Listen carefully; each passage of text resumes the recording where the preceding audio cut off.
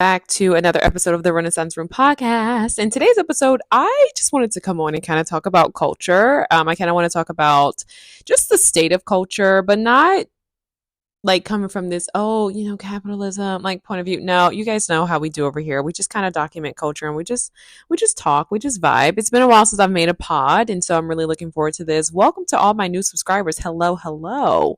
Welcome to the page. Welcome to the channel. As you know, I read books and I share my thoughts and things that interest me. So if it interests you, then I'm so glad that you're here. This is awesome. So first and foremost, I want to start off by saying this. I think one of the things that I've seen that plagues the minds of so many people who just really don't have like their own real sense of self, right? And what I mean by that, you talk about this sense of self, like how do you get a sense of self? Why do some people have it and some people don't? Well, I think it's about staying true to you. You know what I mean? Like you hear all this talk and it's a commonality, right? Like things like your North Star, all these different things. Like having a sense of self and staying true to you is about doing the things that you always said you were going to do. Like, of course, are things going to change? Yeah. But like, for the most part, many of us at 16, we knew where we wanted to be. We knew what we were going to do. And, the story was still unfolding, but nonetheless, the story was already, it was already happened. You know what I mean? It was already happening, right? Like the pages were written. For example, for me, I was voted most talkative in high school. Though I still to this day, I think it was a bias. My friends were on the committee. All right, my friends were on the committee. I don't even feel like I talked to that many people, but I guess I did. And look at me now, right? I love to talk. I have a podcast, and I didn't see that full circle. So, there's that. I knew at 16 I wanted to study journalism. But at the time, my own story, my own parental guidance and pressures from my family, I pursued biology. I was actually, I was trying to be pre-med. But at the time I knew I wanted to study journalism, so to see where I am today, like that's my North Star. You know what I mean? Like I followed my path. I didn't try to go off and be what somebody else wants me to be. I didn't try to go off and do what is popular, what is cool. Like I stuck to the G code. You know what I mean? Like I stuck to myself. I stuck to being real about who I was, and so, I think about even some of my values. I always valued family. I was the eldest daughter. And so I just quite naturally, I loved I love my siblings. I love taking care of kids. Like that was just my jam. You know what I mean? I just felt like I did it with so much intentionality, and I just learned a lot from a lot of the mistakes that I seen a lot of adults make around me. And so that was full circle for me. I grew up in Midwest, very much not a small town, but like low key a small town. You know what I mean? So, different values. Like I'm not from LA. All right. My city is not progressive. Okay. We were not a slave state. All right. We were not a slave state, but I'm not from LA. I'm not from New York. You know what I mean? So, so much of who I am is like rooted. You know what I mean? Like I'm not out here trying to be in the Midwest moving like I'm in LA. I'm not out here trying to be like, I'm not trying to be anything other than me, And so when I think about people today and I see men who are really kind of like adopting this like feminist ideology, and everyone's like, well, men should be feminists and blah, blah, blah. I think when women say that, especially like widespread, like so many women who will say that, they don't even understand the construct of feminism. Like one of the things about social media today is that it makes everybody a self-proclaimed scholar. And the thing about being a self-proclaimed scholar is that your academic study is independent, meaning that we don't know what the hell you're reading. We don't know if you're even reading things and even understanding the context. Like I've listened to some people like commentators and video essayists make videos or reference a book, and I'll go and actually finish the book. And it's like, wait a minute. You know what I mean? Like this person only took a snippet. This person missed out on so much insight. This person took what benefited them for their point of view, which is completely fine in terms of content creation. But at the same time, they missed the authors.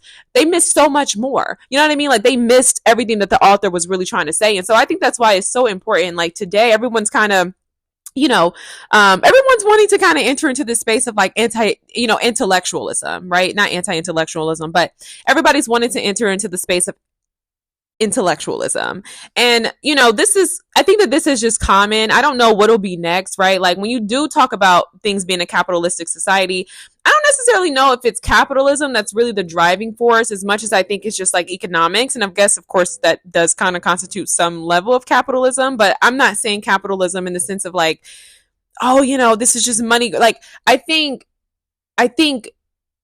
consumer trends and, you know, how we're socialized, like the influence is changing how we spend money, what we invest in, you know?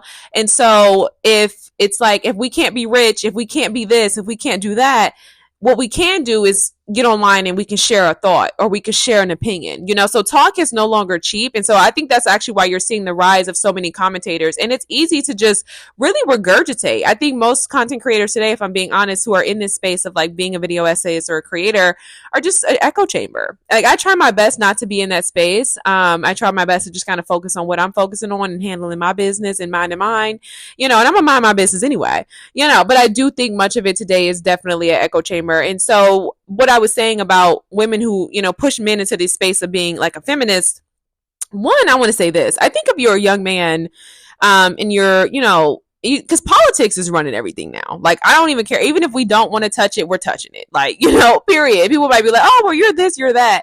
Even though I would not even self-identify as that. But at the end of the day, I think for many of us to really understand things and to process things, we have to categorize it. So if, you know, if you're creating content, even if you don't have a niche, you don't want a niche, you know, you're not even self-identifying as one political party over the other, you don't have any favoritism, people are going to still categorize you as what they feel like, you know. So that's just kind of where we are today. But on my point about men and feminism, and, you know, the thing about this is, this is what it is, all right? Men have to be so careful of a woman's influence in their lives, right? I have seen some very intelligent men, men who were really on the path to traditionalism, and we can touch on this in just a little bit, you know, but I've seen some very intelligent men be somewhat like broken down, and emasculated in a very soft and subtle and indirect way through the guise of feminism, right? And because I spoke about how a lot of women will, or people will kind of just push like, oh, men need to be feminists, blah, blah, blah. I don't even think feminism means so many different things to different people. Like, let me just say that. And that's really what I'm touching on. Like, I know sometimes people want to be like, oh, well, you know, this is what feminism is, but it's like, it really does mean different things to different people. Like, if you line 10 women up, they're all going to give you a different definition of what feminism means, right? And like, at the end of the day, I don't even think that feminism in itself empowers women in any real way. And I'm not here to just critique feminism. Like, I understand the foundation of it. No, because the foundation was never for us, right? But I understand the intention, but intention is not enough, right? And so what I'm saying is that I think men have to be so careful of the influence of the women that they are around today, because I do think that men will be emasculated in what I'm seeing today. Personally, this is what I'm seeing. You know, you're having a lot of these guys who are somewhat like brainiacs. You know, they're intelligent. They have the common knowledge. All right. They may share some more, conversation around what's going on within the political climate. You know, they may hold men accountable and all these different things, and all of that is great. Okay, all of that is great. I'm so here for that. But I think at the same time, a lot of these men are deeply, deeply unattractive. And what they really want is like a woman, and they want a partner. But the things that would make for a good partner, the things that would make them attractive, they've gotten rid of, right? And so you have these men who are sort of like directionless, you know, and they're like, I don't want to be too hard, and I don't want to, you know, and so you just have a lot of men today who I think are really kind of stuck in this like state of passivity, and it's just not attractive. Like, you meet them in real life and they don't even, like, they don't have that thing that, you know, would make women attracted to them anymore. Like, that's not a thing, you know. And so you have all these men who are just, you know, just unfortunately just really unattractive. I'm just being honest, you know, and they're directionless, you know, they're like listening to their feminist girlfriend, and, you know, they're over here. Now he's like, you know, meditating on the mountain instead of like going to work and, you know, possibly providing for you and your family. You know what I mean? And some people are like, well, men don't want to work anymore. Okay, yeah, that's fine. I know a lot of people don't want to work anymore. Like, but what is the solution to that? Like, this, like, again, freedom, right? For example, means a lot of different things to a lot of different people. And I think for me, I'll give you a solution. All right. I'll give you a solution. The solution is to log off. The solution is to log off. If you are lost, okay, and you find yourself in culture and you find yourself just really stuck, right? You find yourself like, I don't even know who I am anymore. I don't know what I like. I don't know what I'm into. Like, I'm trying to be this guy who's like supportive of women's rights and feminism, et cetera, et cetera. But I feel just like, I'm just not feeling like myself. I'm feeling very, unwanted. That's because yes, masculinity is in question right now. And I understand the need for its revisions, but I just think at the same time, you have a bunch of people, and obviously I'm talking about from a commentary standpoint, but from a cultural standpoint as well, you have a bunch of people dissecting a bunch of norms with no real solutions, right? Like you have all these people who want this liberty, who want this freedom, who feel like, if someone is not coddling them, like they have to set a boundary or they're, somebody's like overriding their bound. Like I just think we are being weakened. We are being weakened. And I'm going to move on to my next point, right? About us being weakened. You'll kind of see this in the comment sections on TikTok. Everyone's always like, may this never find me. May this never find me, right? And it's like, let me tell you something. This is something, and let me say this too, to give you guys some context about who I am and who I be. All right. I am someone who has lived life. All right. I've lived life. I'm not someone who just comes online and has a podcast. I'm not someone who just sits on here and just makes commentary for the sake of making commentary. Like I have actually lived life. I live life. I've lived, right? I've gotten older. I've grown. I've made mistakes. I've lived like I've done so many things. And I'm not just talking about like, oh, I've worked at this job. No, no, no. No, no, no. None of that really matters. You know what I mean? Like I've done the things. I've done things. I've made mistakes. And so it's like, for me personally, I think the reason why I don't struggle in terms of like identity, right? Yes, in part because, like I said, I followed my North Star. I stayed true to myself. I've always been authentic. And I think it's a value. It's definitely a value of mine. But at the same time, I lost my train of thought. So anyway, listen. Listen. You have a lot of people today who are on this. Okay, that's what I was saying. This is what I was saying. Okay, let me go back. Sorry, y'all. I'm saying that I've lived life. And when you live life, you recognize that life does not get easier. You just get better. When you live and you get older and you mature, which I understand now, there is no age for maturity, period. But some of us are a lot more mature than others, okay? And that we might be a lot more mature than some of our elders, all right? And when I say elders, I'm not just talking about people in their 50s and 60s. Like I'm talking about people who are in their 30s and 40s, But I say all that to say, you realize that people who have good outcomes, like it's just circumstantial. It's privilege. It's happenstance. Like, you know what I mean? Like there is nothing in life that will guarantee you a perfect outcome, period. You know what I mean? Like you can do everything the right way. You can be this feminist boyfriend who shows up. You let your girlfriend do whatever she wants. You let her wear a thong outside. You support her. Whatever she wants to do, you are down. All right. You are down. And she can still cheat on you. You know what I mean? Like she could still be like, and you can do everything the right way. You can get the right job. You can do all the things and still find yourself deeply unfulfilled and deeply unhappy. You can have the best relationship where you guys are both, political, whatever, like you're political gurus and you do your commentary and it still not work out. Like my point is that's just life. And I think first of all, we have become so immune to fragility that we don't even recognize that we're putting ourselves in cages, like when people come out and there's all this fear mongering around marriage. There's all this fear mongering around, children. And I'm just here to say that like a life well lived is not an easy life. You know what I mean? And I think that's why a lot of people today are really going crazy. Like the men are being emasculated. They're completely lost. Like they feel so weak and so unwanted. They don't even know what is going on.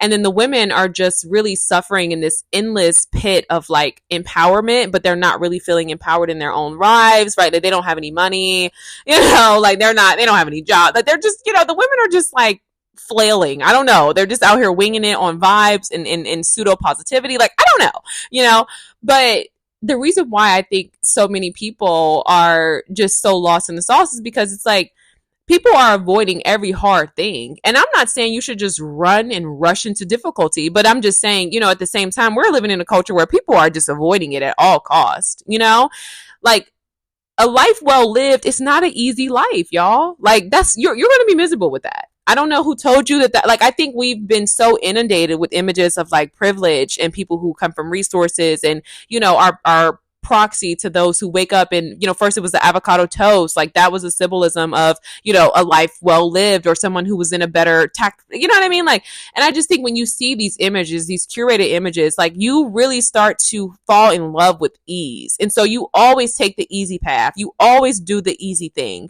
you know what I mean. And I think that's exactly why people are coming to ruin. I think that's exactly why people are so deeply miserable. Like, I don't care what you do in your life. Life is going to be hard, and then to say, well, I'm not going to pick up and do harder things. Well, if you're saying you're not going to get older and, I'm not pushing children on anybody, but I'm just giving this an example. Like if you say, you know what, I don't want to make my life harder. I'm not going to have kids. I'm not going to get married. I'm not going to like acquire any real responsibilities as I get older. Well, really what you're saying is I don't want to grow up. And I think that's what you have today. I think under the guise of all of this content creation, under the guise of all of these people who are like, I want to be an entrepreneur, or I don't want to work a job, or I want to critique every little system in my life while still participating in the systems, because quite frankly, we're all going to be doing that, right? Like we can talk about it. But at the end of the day, the bills got to get paid. I'm going to work. You know what I mean? Like, and so I think what you're really dealing with is like regression. I think you're dealing with a sense of regression. I think you're dealing with a sense of emotional stuntedness.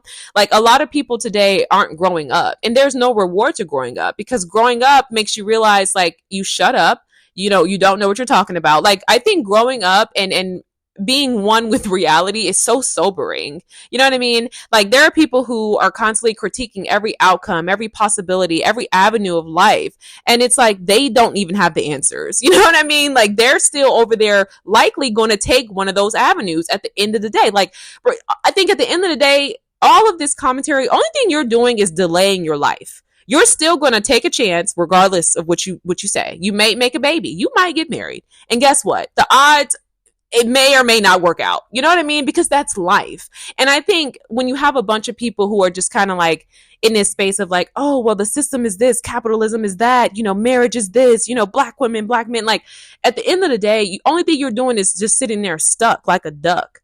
And you're just critiquing everybody else who's living life, who's making mistakes, who's learning, who's growing, who's stretching their minds, who really have something to say. You're just on here with vibes and audacity and a following and maybe a good editor. You know what I mean? Like, and so when you're constantly ingesting that type of stuff, you don't get anything of substance. Like you know what I mean? You're not getting anything. All you're getting is fear mongering.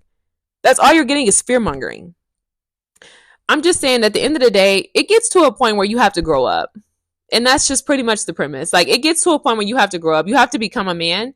Okay. You have to become a man. You have to become a woman. All right. You have to be a woman about your stuff. Like you have to take care of yourself as a woman. Period. Okay. I think we've already had conversations. Men ain't out here doing that no more. And quite frankly, I never really understood the audacity, or maybe, let me go back. I personally wish I had that entitlement. I've never had that level of entitlement to feel like a man should take care of me, period. And I wish I did. I realized that the reason why I have not met a rich man is because I don't have that level of entitlement. I don't have it. I don't have that level of entitlement. And you talk about access and privilege. Yeah. And colorism might play a role for me. All right. I'm a brown skinned baddie. Okay. But I don't have the entitlement. That's the one thing that I'm missing. I don't have the entitlement, doggone. All right.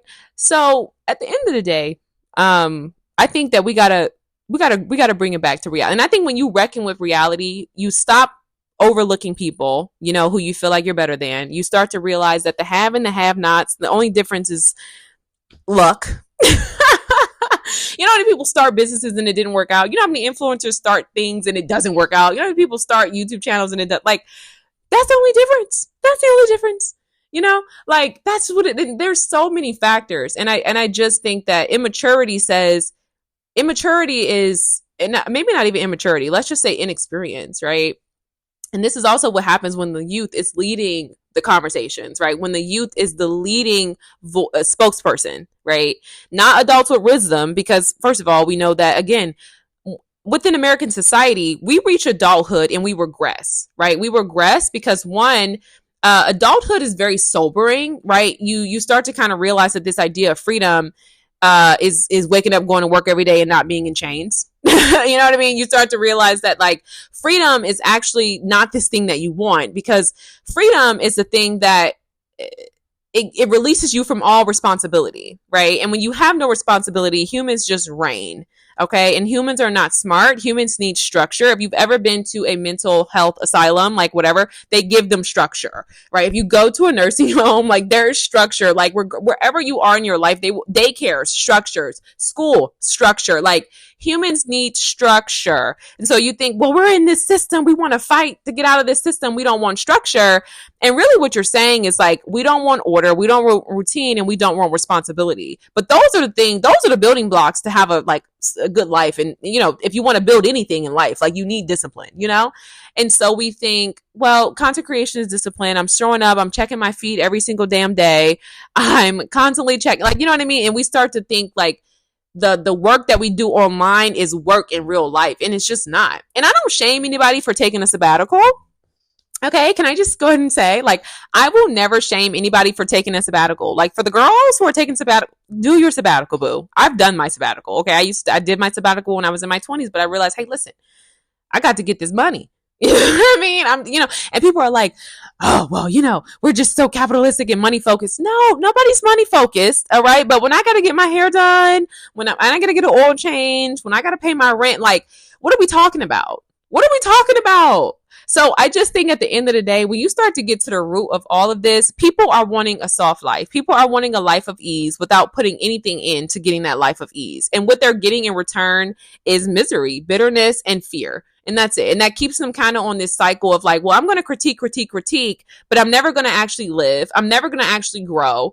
I'm never actually going to have anything to really say to my Patreons, you know, because it's like, if I was to live and grow, everything I'm saying, I would realize is bullcrap. Like, this is all going to go up in flames. You know what I mean? But I got to keep the people coming. I got to keep them coming. I have to stay roped in. I have to stay, you know, I got to stay relevant. You know, this is what's hot right now. Everybody's on this wave. So I got to keep talking about this. I got to sound smart. And this is another thing too, right? Like a lot of people today are in this space of, you know, intellectualism, and really all critical thinking does, if it's not structured, regulated, checked, you know, all it does is put you in a corner to where you feel like you're so above everybody else, right? When at the end of the day, you're still within the same system. And when you get off of your video, you're going to work just like everybody else. You know what I mean? But it makes you feel like you have the answers. Like everybody else who's having children, who's getting married, who's going to work, like they are just the bump in the road. They've got it wrong. You know what I mean? Like that's how we think, and that's how we see people. So we feel like we got to be one up. And I think that's also a result of being online, feeling invisible, you know, our social connections being moved to online. Like people have to feel, when you feel invisible as a human, you have to kind of find some way to assert yourself. And I think we're going about that through finding some level of superiority, you know, especially people who already have an inferiority complex. So people who are Black, all right, people who are women, some men, you know what I mean? And so, yeah, if you're already struggling with an inferiority complex, you're going to find ways to find superiority through that. And I'm not here to, you know, assert anything over anybody. I'm just saying at the end of the day, I think much of life is ordinary. Okay, you guys, much of life is ordinary. There really is not anything in life that is so glamorous, you know? And I think when you're a young person, you got these doe eyes, you're very inexperienced, you've never seen the world. And if everybody's surrounded by you, we're taking in the world through your little eyes. You know what I mean? And I don't want to say little eyes. Look at me. That's the mom talking. But, you know, we're taking in the world through your eyes, you know? And so, you know, people start to feel like, oh, there's so much more to life than stability. There's so much more to life than structure and providing for a family, or, you know, living my life with routine and purpose and dignity and integrity, right? Like I got to take a chance on this, you know? I want to try experience with that, you know? And so, yeah. That's kind of what you have today. So I think so many of our decisions are influenced by young people who don't know, you know, who have never really had to reckon with life. You know, that's why they'll see an apartment and they'll critique it and they'll call it this and they'll call it that, but they've never moved out. You know, they've never moved out. They never had to pay their bills. Because when you pay your bills, right, when you move out and get a job and become a participant in society, you start to recognize, oh, You know what I mean? Like, yeah, I mean, my first apartment is going to be pretty humbling, right? It's not going to be the high rise 5 star. It's not going to be that. You know, you start to realize like, oh, okay, you can come from the top to the bottom, and you know what I mean. You can come from the back to the front. Like, you start to realize that it takes a while to get anything. Like, you don't get something for nothing. You know, and much of what people just shared, it's just smoke and mirrors. You know, so that's just my thoughts. You know, at the end of the day, like I said, I'm gonna conclude by saying life is ordinary, y'all. Life is ordinary. Marriage is just monotonous. It's no different than being in a monogamous relationship. Very monotonous. Nothing new going on here. You know what I mean? It's taking care of the kids. It's going to work, and I don't even care wherever you are, right? In terms of, you know, economic classes, like life is still ordinary for everybody. Whether you're waking up and you're pushing a Porsche or you're waking up and you're pushing a Toyota, we're both going to go get coffee. We got to get the kids to school. You know what I mean? Like, you and your husband, you may have, you know, had a good night last night. You may not have had a good night last night. There may be dishes in the sink. There may not be, like, you know what I mean? Like, not everybody has a maid. Not everybody who has nice things can afford it. Like, I just think that these are the conversations that we are missing. And I think when these conversations do show up, it does enter the chat with this level of superiority. Like, well, listen, don't strive for anything. I've seen it all. And I'm telling you that life is ordinary. Like, that's not what I'm saying. That is not at all what I'm saying. I'm just saying, y'all, that, you know, you get older and you just realize that, you know, there are no guarantees. You know, there's no guarantees in life. This idea of influence, this idea of fame, this idea of wealth, and all of these things, powers, like, it was never a guarantee. You know, and I think when you take a bunch of persons who are inferior, right? Like I said, you know, women, black people, queer people, whatever, like, you're going to have people fighting to find some level of superiority, you know. And that's where conversations about oppression get lost, right? Like the man Charlie Kirk, you know, you know, everyone's painting this guy like a hero when he was, you know, spewing hate speech, you know. So understand that not everything is political, but we are divided, and we've always been that way, right? This is nothing new. Okay. Martin Luther King was assassinated. John F. Kennedy was assassinated. These are people who were preaching love, who were preaching, you know, community and oneness within this country. So, you know, just understand that, I don't want to veer too far left. You know, that's a country thing, but I do feel like I kind of owe you guys a little bit more of an explanation concerning that. But I don't have time to get into that. So I'm going to go ahead and wrap up this podcast episode. I hope you guys have an amazing day. I know for me, my day is getting better. I love coming on to make my podcast, just because I like it, you know, because I love it, because I love creating, and that's just what I'm going to do. You know, I've never thought to make a career out of podcasting. I felt like, me personally, I'm a numbers person. I'm a logistics person. I'm a practical person, you know, and I never felt like that meant that I didn't dream. That meant that I was stuck or stagnant or anything like that. I have a desire to grow. I have a desire to be better.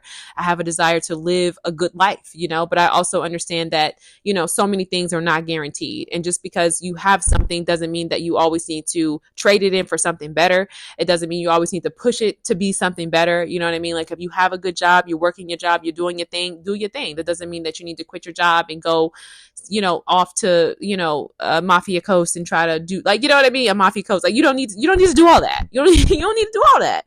You know, just because, you know, you're in this space of commentary doesn't mean that you need to abandon your values. You know, just because you're trying to understand other people's choices and their ways of living, you know, it doesn't mean that you need to negate your responsibilities as a man or a woman in your real life, you know, just to be popular or just to be relevant. You know what I mean? That's what I was telling you guys too. Like, talking about people in the pursuit of relevance today.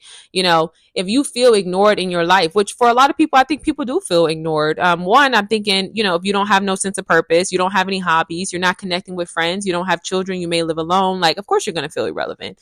You know, where is your purpose? Where do you plug in and connect with people in real life? You know, if you don't have that, all you have is strangers through the phone, then yeah, because first of all, you're connecting with an idea of most people. You know, most people are not even telling you the full story on the back end. You know what I mean? People log on and they have these niche type contents. Oh, I'm a relationship coach. Oh, I'm branded as this, I'm branded as that. But at the same time, you're not seeing the contradictions. You know, you're not seeing the hypocrisy in real time.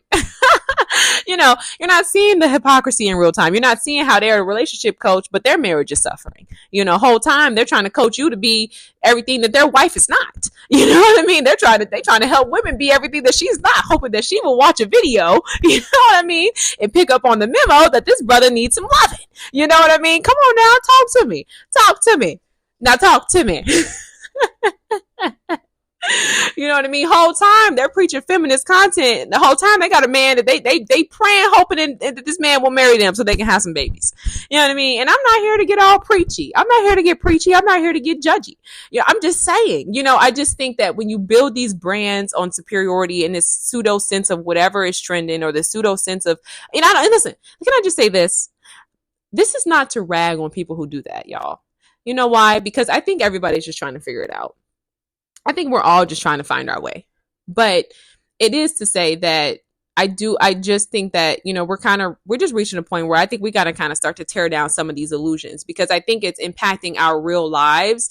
And I'm not going to be walking around with a bunch of crazy people. Like, you know what I mean? Like, I don't want to be amongst chaos. And I think that's where we are already, so I'm just saying, hey, listen, if we don't get our noggins on straight, if we don't take our noggins, and put them on our heads and start to use our brain to the fullest capacity, then I don't know what that's going to look like for future humans. I mean, you keep talking about AI takeover. AI can only be generated if it's by humans. And I think it's not going to be robots walking around. I think it's going to be people who can't think for themselves, because they've completely surrendered their ability to think, to reason, to be a human, to have compassion, to have empathy, to have all the things that a robot does not have, and when those skills and those characteristics are underutilized by young people, like when they don't have any opportunities to build skills of empathy or compassion, then I think the result is chaos. And I think that's kind of what we're seeing today. And then we justify it and we normalize it. Oh, these kids are grieving. Oh, no, these kids have never tried. These kids are lost. People are lost today. Okay, so that's all I'm coming over here to say. People are lost. Find your North Star. I think we associate stability with boring. We think it's boring. We think it's unglamorous. We think it's, and understand that stability is not the same as complacency. All right. It's not the same of it looks like stagnancy, but it's not the same. Stability is just saying, hey, listen, this is my foundation. This is what I'm building on. This is what I'm doing. And, that's another thing, too. I'm going to go ahead and close. But you have so many influencers who lie to y'all. They don't tell y'all how, ain't nobody talk about trust funds, because I think that's a whole different conversation. I'm black, baby. I'm black. We ain't having those conversations. But they don't tell you how they worked at a job. They got a good job out of college, or they got a good job in their city and they worked at that job for 10 years. They was able to stack and save. Now they can create their YouTube content and hire the editor and do all that. They don't tell you that. Or if they do, y'all overlook it. And I don't know why. Like, I don't know how a person can build their entire business, right? Build their entire content creation off of a corporate job, the thing that y'all critique today, and come on here and critique corporate. Like, what are you doing? You wouldn't even be who you are if it wasn't for the opportunity that you had. So how are you going to come on here and tell other people? Like, I don't get people like that. Come on here critiquing this of the system.